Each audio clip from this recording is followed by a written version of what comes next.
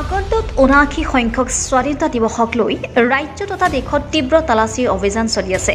মহানগৰীৰ সকলো প্ৰান্ততে চলিছে তীব্ৰ তালাচী অভিযান। মালিগাঁও জালুকবাৰী আৰক্ষীও এই ক্ষেত্ৰত পিছ পৰি থকা নাই। মালিগাঁও উৰণ ক্ষেত্ৰৰ দলত গুৱাহাটীৰ আৰক্ষীৰ বিশেষ গ্ৰুপে পৃথকে পৃথকে চলাইছে তালাচী অভিযান। যোৱা নিশা উপ আৰক্ষী আয়ুক্ত কুলেন্দ্ৰনাথ ডেকাৰ নেতৃত্বত এটা দলে মালিগাঁও উৰণ ক্ষেত্ৰৰ দলত এই তালাচী অভিযান চলাই থকা পৰিলক্ষিত হয়। বিশ্বজিৎ বৰ্মনৰ ৰিপৰ্ট, অৰুণোদয় অসম।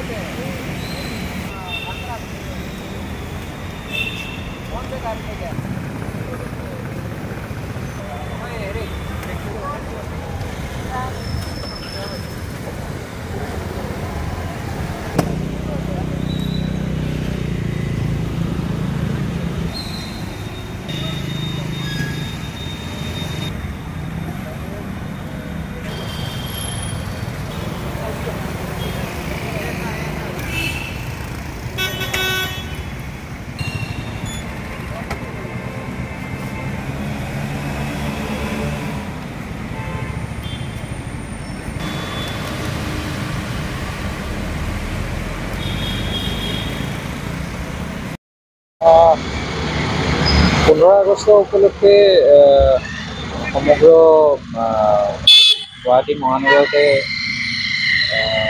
নাকা তালাচী, থানা তালাচী যিটো হয় নাকা চেকিং, সেইটো ইণ্টেনচিফাই কৰা হৈছে যাতে কোনো ধৰণৰ কুটাঘাতমূলক কাৰ্য গুৱাহাটী মহানগৰত সংঘটিত নহয়। আৰু সেইটো সুনিশ্চিত কৰিবৰ কাৰণে আমি বাটে পথে এইদৰে চেকিং কৰিছোঁ।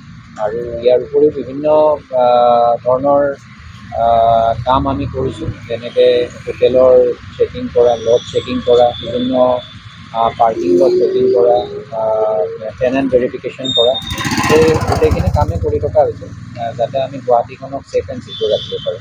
ধন্যবাদ। তেনেকুৱা কোনো স্পেচিফিক থ্ৰেট আমি এতিয়ালৈকে পোৱা